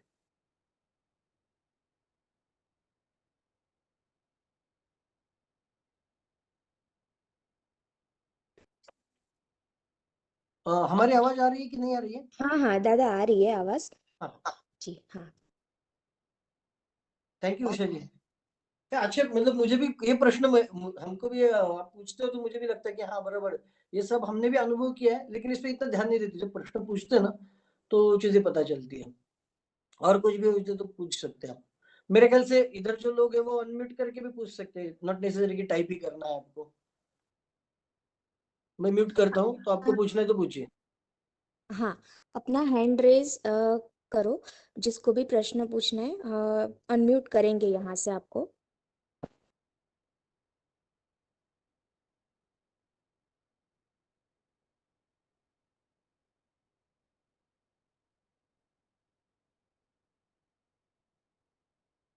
अगर आप बोलना नहीं चाहते तो टाइप भी कर सकते, कोई बात नहीं।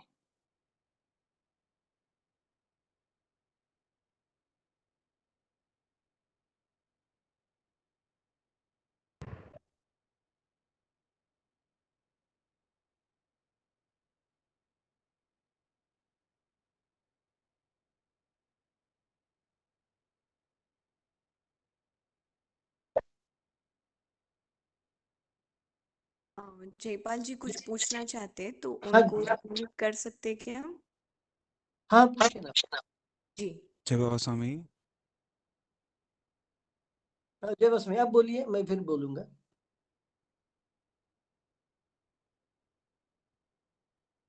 मैं वापस थोड़ी देर बाद बात करता हूँ। ओके।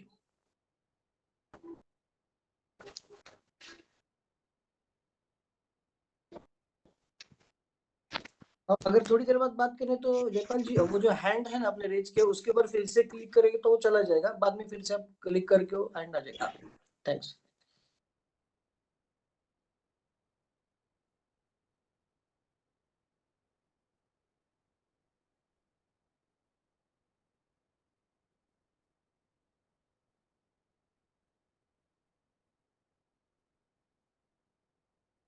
हाँ, अच्छा प्रश्न है।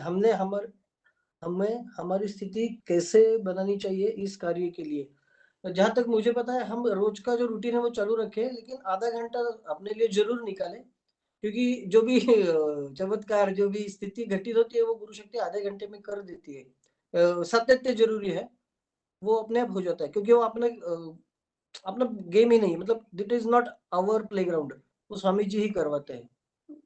स्थिति अपने आप होती है।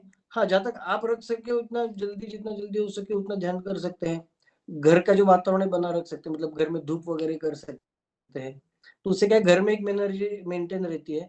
क्योंकि क्या है, हम किधर भी कार्य के लिए, काम के लिए बाहर जाते हैं तो लास्ट में शाम को घर ही आते हैं। तो घर एक मजबूत किला होना चाहिए, मुझे लगता है, जहाँ आके आपको सुकून मिले। और देखो, घर में सबके थोड़ा बहुत झगड़ा ये वगैरह, क्या बोलते हैं, वाद विवाद होते रहते हैं, सब हमारे भी घर में। पर वो क्या है, होने के बाद है ना, थोड़ी देर के बाद, एक 10 मिनट के बाद वो पूरा भूल जाना चाहिए। हमारे यहाँ ऐसे होता है, कभी कभी मेरे अक्षर के होते हैं, संसार है, होते रहते क्लैशेस, पर उसके बाद 10 मिनट के बाद हम भी भूल जाते हैं, और ऐसा कुछ हुआ ही नहीं था, ऐसे हमारी बात होने लगती है। जैसे पानी में बुलबुल आया और वो खत्म हो गया, वैसा। मेरे ख्याल से अभी स्वामी जी ने एक उसमें कहा था, देखो बाल भी, आप लोग एक काम करना, आपने सुना ही होगा, फिर भी एक बार सुनना, बाल विकास शिविर है ना, वो बड़ों के लिए बहुत अच्छा है। उसमें हमें बहुत सी चीजें बताई, आप एक बार सुनना। क्वेश्चन आंसर भी बहुत अच्छे हैं। बच्चे जो प्रश्न पूछते हैं वो तो एकदम इनोसेंटली पूछते हैं, तो उसका भी स्वामी जी ने मस्त आंसर दिया है। तो स्थिति, मेरे ख्याल से स्थिति बनना ना बनना वो गुरु के हाथ में है। अपना सिर्फ चित्त है कि स्वामी जी को प्रार्थना करें कि स्वामी जी हमारा चित्त जितना जल्दी हो सके अंदर जाए, और आप जो स्थिति हमको देना चाहते हो वो जितने आप जल्दी दे सके उतने ही हम आपकी गुरु दक्षिणा दे पा रहे हैं, ये हमको भाव आएगा। क्योंकि उनके समकक्ष स्थिति होना, यही वो चाहते हैं। जैसे स्वामी जी बोलते कि मैं वो हूँ, मैं लोहे को परिस बनाने आया हूँ, लोहे को सोना बनाने नहीं आया हूँ।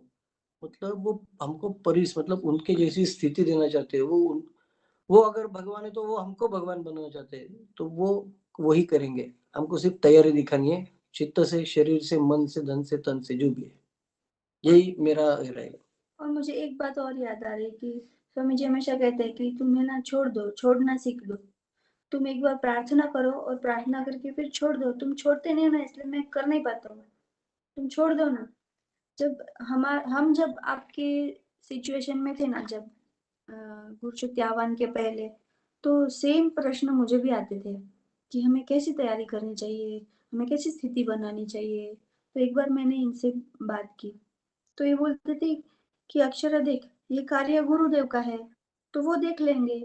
हम हमारी स्थिति बनाने वाले कौन? हमें सिर्फ रेगुलर आधा घंटा ध्यान करना है, खुद को थोड़ा टाइम देना है, बाकी का जो भी करना है वो गुरुदेव करवा लेंगे।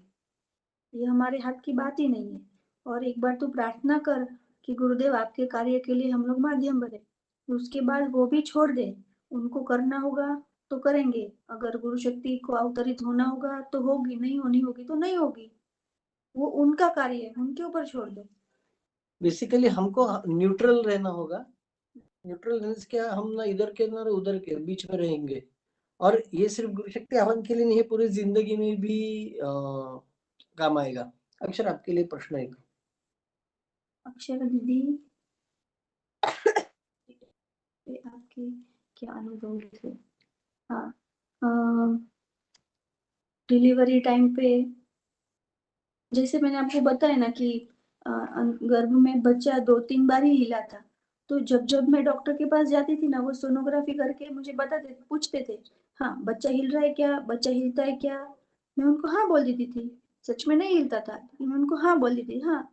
और फिर डॉक्टर के यहाँ से घर पे आने के बाद मैं सोच में पड़ जाती थी कि वो तो हिलता तो नहीं है, फिर मैंने उनको हाँ क्यों बोला? और हाँ बोला तो बोला, उन्होंने मान क्यों लिया? वो तो सोनोग्राफी करके देख ही रहे थे ना, तो उनको पता चल रहा होगा कि ये हिलता है कि नहीं हिलता है। तो बाद में डिलीवरी के वक्त क्या हुआ कि मुझे लगभग 24 घंटे तक पेन हो रहा था, और पेन रुक रुक के हो रहा था। तो इसका मतलब ऐसा होता है कि बेबी गर्ल होती है रुक रुक के अगर पेन हो तो, और कंटिन्यू पेन होता है तो बेबी बॉय होता है। ऐसा जो सीनियर हमारे होते हैं, मम्मी को माँ, सासू माँ वगैरह सब बोलते हैं। तो पेन शुरू होने के बाद मैं एडमिट हुई, और उसके बाद 24 घंटे के बाद मुझे एकदम अंदर से, जब बच्चा हिला, 2-3 बार हिला, तो मुझे ऐसा लगा कि नहीं अभी कुछ भी हो जाए, स्वामी जी को मैसेज करो कि क्या करना है, डिलीवरी हो रही कि नहीं तो फिर स्वामी जी का आंसर पूछो, स्वामी जी को पूछो। ऐसे तो स्वामी जी का मैसेज आया कि नहीं, उसकी पोजीशन अभी ऐसी है, स्थिति ऐसी है कि उसको सीजर कर लो जल्दी से। तो मैंने मेरी बहन साथ में थी, वो मेडिकल फील्ड में ही थी, तो मैंने उनको बोला कि कुछ भी हो जाए जल्द से जल्द सीजर करो, जल्द से जल्द शुरू करो सीजर। मुझे अंदर से ऐसा भी हो रहा था कि मैं ऐसा क्यों बोल रही हूँ बार बार, ऐसा क्यों बोल रही हूँ बार बार। फिर जब ऑपरेशन के वक्त जब बेबी को बाहर निकाला, तो पता चला कि बेबी को 2 बार ऐसे नाड़ गोल घूम गई थी गर्दन पे। तो इसलिए मुझे अंदर से ऐसा लग, जल्दी करो जल्दी करो जल्दी करो, ऐसा हो रहा था। तो हम लोग हमेशा ऐसा सोचते कि स्वामी जी हैं तो हमें सीजर क्यों करना पड़ता है, लेकिन उस वक्त हमारी भी स्थिति के ऊपर रहता है कि हम वो एनर्जी रिसीव कर पाते हैं कि नहीं। और उस वक्त मैं ऐसी अवस्था में थी कि शायद नहीं कर पा रही होंगी रिसीव एनर्जी, इसीलिए शायद सीजर हुआ। और जब मैं प्रेगनेंसी के वक्त छठे महीना था मेरा, तब मैं धाम पर थी ड्यूटी पे, साधक निवास पे नहीं थी। तो धाम पे थी ना, तो एक बार क्या हुआ, स्वामी जी तब एकदम कड़ी धूप थी, तो स्वामी जी कुछ तो कार्य था तो बाहर निकले थे धाम से, और मैं बाहर ऑफिस में बैठी थी। तो स्वामी जी को देख के मैं बाहर निकली कि उनको कुछ अगर पूछना है, काम है तो पूछ सके ऐसे। तो मुझे बोलते हैं तू धूप में मत था बाहर, धूप में मत निकला कर, और पानी भरपूर पिया कर, पानी भरपूर पी, नहीं तो फिर सीजर भी करना पड़ सकता है। इतना बोल के गए थे, तो मुझे समझ में आ गया था कि शायद ये हो सकता है। तो मैं पूरी प्रिपेयर थी कि हाँ ये भी हो सकता है, तो उसके लिए भी तैयार थी। तो ऐसा एक्सपीरियंस था। बेसिकली देखिए कैसा है, फिजिकली कुछ भी हो, अंदर का आत्मा तो वो स्वामी जी ने दिया हुआ रहता है। बहुत बार फिजिकल एक्सपीरियंस भी ऐसे हो जाते हैं कि जिधर नॉर्मल की जगह ये चीजें हो सकती है, लेकिन उसका ना हमारे चित्त पे इम्पैक्ट नहीं होना चाहिए ज्यादा। अरे ऐसा कैसे हो, ऐसा कैसे हो। अपने लिए जो योग्य होता है वही होता है देखना। मतलब मैं बोलना नहीं चाहिए कि बोलना चाहिए पता नहीं मुझे, लेकिन आपने देखो एक बड़ा झटका स्वामी जी ने उनके लाइफ में भी खाया हुआ है। आपको सबको पता होगा कि अनुराग जी के बाद जो स्वामी जी को बच्चा हुआ था, आदित्य, उन्होंने भी दम तोड़ा था, तो स्वामी जी भी हिल गए थे। बाद में पता चला कि सच में गुरु उनके पेट से आए थे, गुरु ने कुछ कर्म बाकी रखे थे, और वो सिर्फ उस गर्भ की स्थिति बनाने के लिए उन्होंने जन्म लिया था, गुरु माँ के गर्भ की, फिर आगे जाके गर्भ धारणा होते हुए गुरु आ सके। तो इतने सूक्ष्म में ये चीजें पता हो रही है गुरु जी के साथ, तो अपने साथ होना तो कुछ भी प्रॉब्लम नहीं है। मैं हमेशा ऐसे कुछ देखो, लाइफ में कभी भी कुछ संकट आते हैं ना, तो पहले स्वामी जी को याद करो कि स्वामी जी ने अपने लिए कितने संकट झेले हैं। आप है ना रेगुलर अगर हिमालय का समर्पण योग पढ़ोगे ना, तो आपको पता चल जाएगा कि स्वामी जी ने साधना करते हुए कितने संकटों का सामना किया है। गुफा में अंदर अटक जाना, वो झरने के ऊपर से स्वामी जी गिरे थे तो मृत्यु देख के आए वो बार बार। तो वो इतना ही करके हमारे लिए आए और इधर आए, तो हम वैसे भी बहुत ही आनंद में जी रहे। देखो हमारे पास घर है, गाड़ी है, सब है, फिर भी हम छोटी छोटी चीजों का चित्त पे इफेक्ट ना होना चाहिए। समझ में अलग रहता है, फिर भी मुझे ऐसा लगता है कि चित्त स्वामी जी बोलते हैं मुझ पे रखो तो स्थिति बन जाएगी, तो वो एक्चुअली रहती है कि डे टू डे लाइफ में ऐसा होता है, कभी कोई स्ट्रेस आता है ना, तो मैं सिर्फ स्वामी जी को याद करता हूँ ना, तुरंत बैलेंस हो जाता हूँ। और ये सबके लिए है। अब स्पेशली अब प्रेग्नेंट जब लेडीज रहती है तो उनको तो सबसे बड़ी राहत स्वामी जी है, ऐसा मुझे लगता है।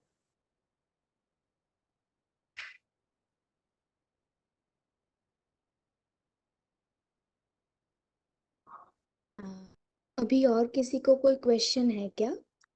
किसी ने पूछा है, आपको स्वामी जी ने बताया था कि गुरु पूर्णिमा के बाद चांस लेना है, लेकिन ऐसा पर्सनल गाइडेंस अभी तो गीता पगारे जी के थ्रू ही मिलता है, तो ओव्यूलेशन डेट्स देने के बाद की क्या प्रोसीजर होती है?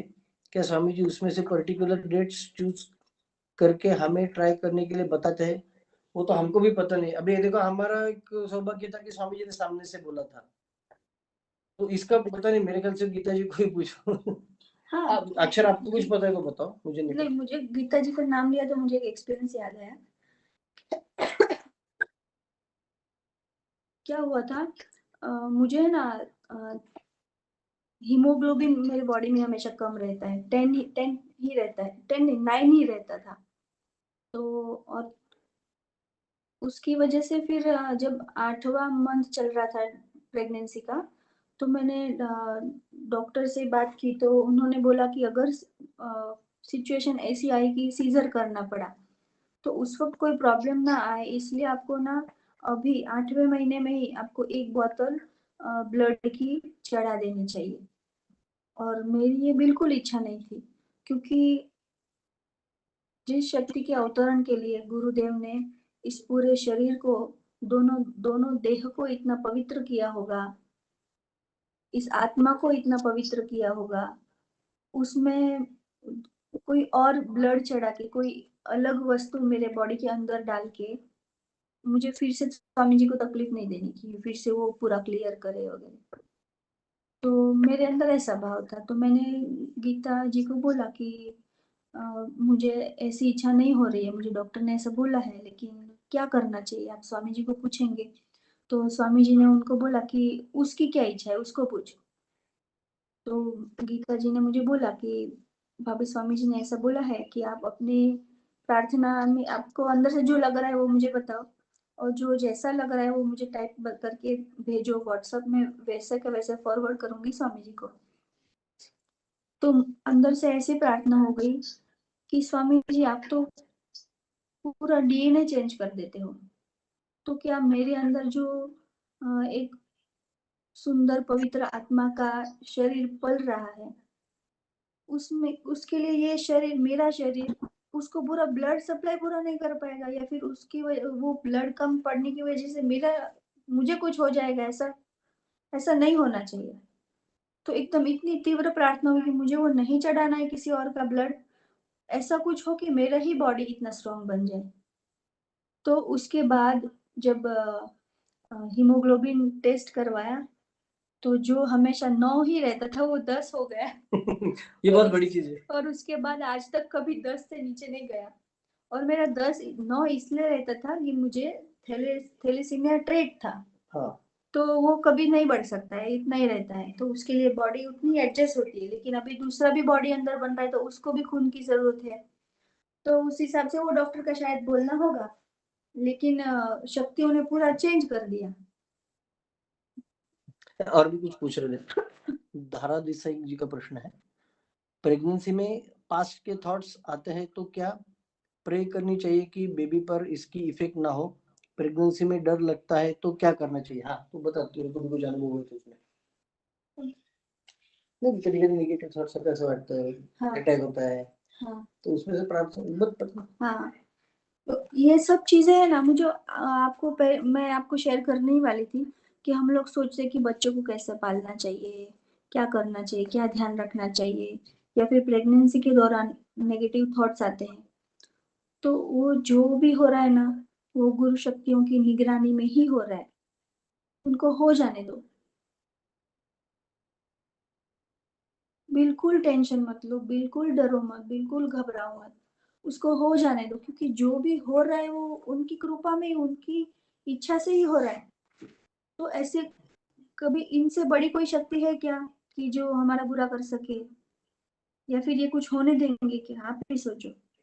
तो ये जो नेगेटिव थॉट्स है ना, वो हमारा बुरा नहीं कर सकते, इससे मुझे कुछ तकलीफ तो नहीं होगी ना, इससे मेरे बच्चे को कुछ तकलीफ तो नहीं होगी ना, ये थॉट्स हमें ज्यादा तकलीफ देते हैं।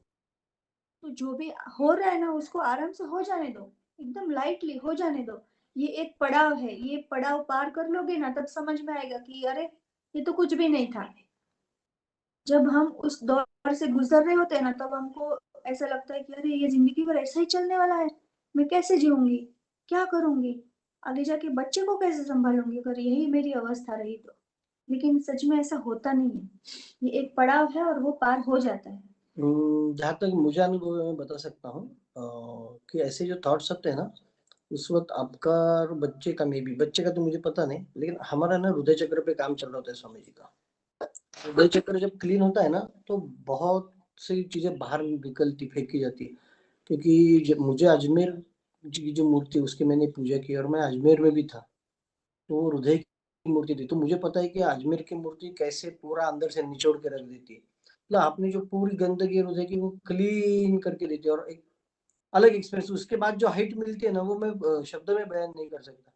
और प्रेगनेंसी वो ऐसी चीज है कि आप एक बहुत हाइट पे स्वामी जी आपको लेके जाते हैं, तो उस वक्त जैसे अपनी धीरे धीरे क्लियरेंस चलता है, तो वो क्लियरेंस का ही पार्ट है कि वो कभी कभी निगेटिव थॉट्स आके भी चले जाएंगे। सो उस पर ध्यान मत दो ज्यादा, मतलब उस स्वामी जी बोलते कि वो थॉट को पावर मत दो। हाँ, तो इतना याद रखो कि गुरु हमेशा मंगलमय ही करता है, क्योंकि बहुत से अच्छे चीजों में जाने का रास्ता कांटों से निकलता है। तो कांटे साफ करने के लिए थोड़ा तो अपने को थोड़ा कष्ट लेना पड़ता है हमारे चित्त को। तो वो कष्ट भी 99.99% गुरु ले लेता है, 1% अपने को एहसास कराता है कि देख इस पे से तू जा रही है तो तू भी स्ट्रांग होनी जरूरी है। तो आप टेंशन मत लो, निगेटिव थॉट्स है कभी आपका बुरा कुछ नहीं होगा, वो आके चले जाएंगे, वो रुकेंगे नहीं, वो स्थिति हमेशा नहीं रहती। देखो JR जी को है, उन्होंने पूछा है कि हमारी शादी को 4 साल हो चुके हैं और बहुत बार इम्बैलेंस लगता है, क्या होगा आगे? बिकॉज एक भी बेबी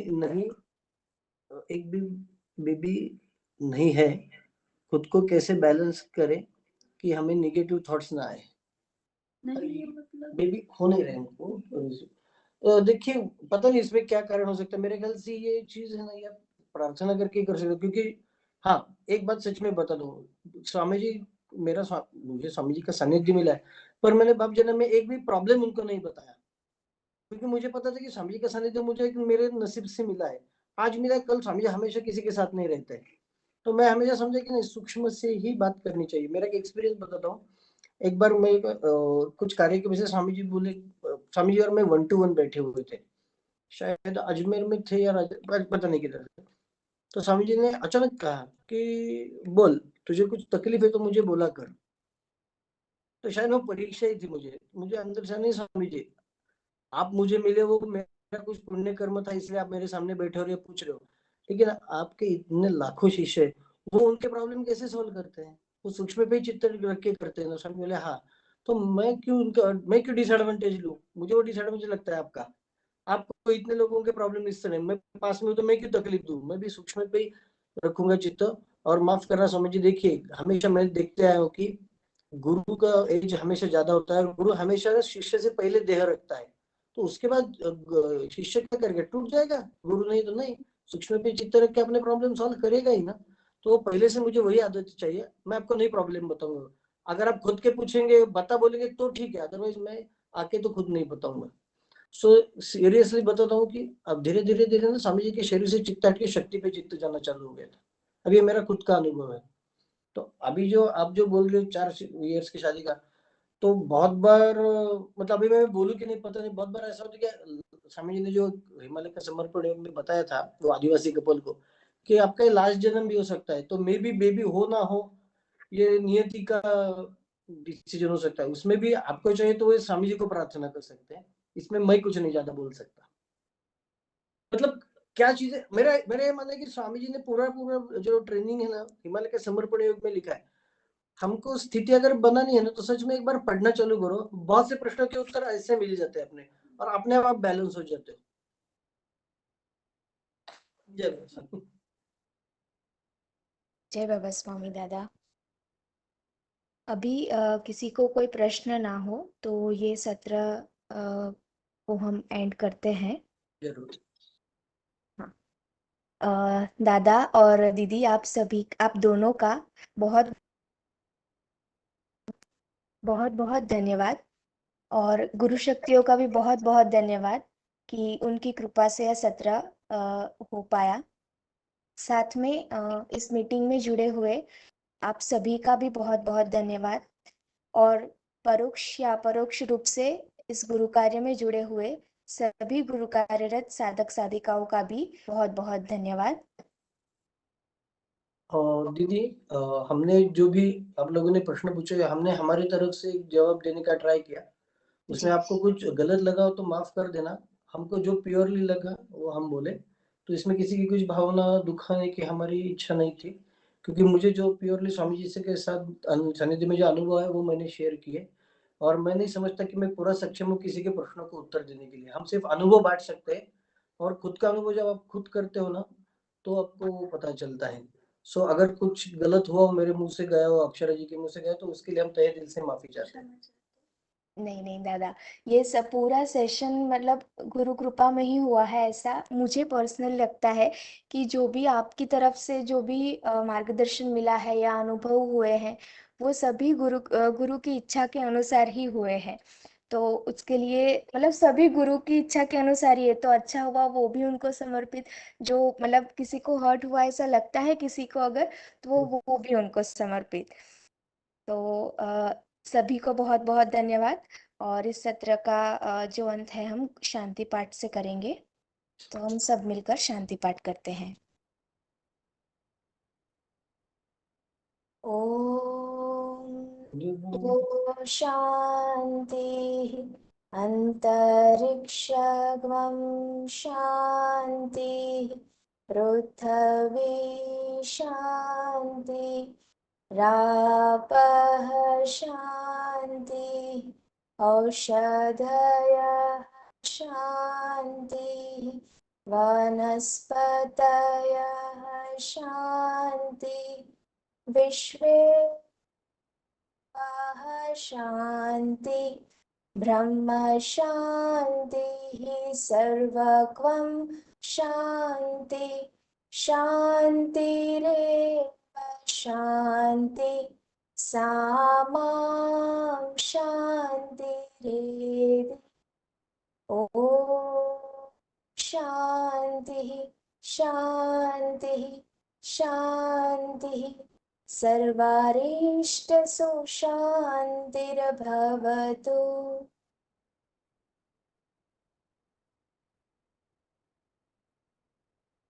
सभी को जय बाबा स्वामी। जय बाबा। धन्यवाद।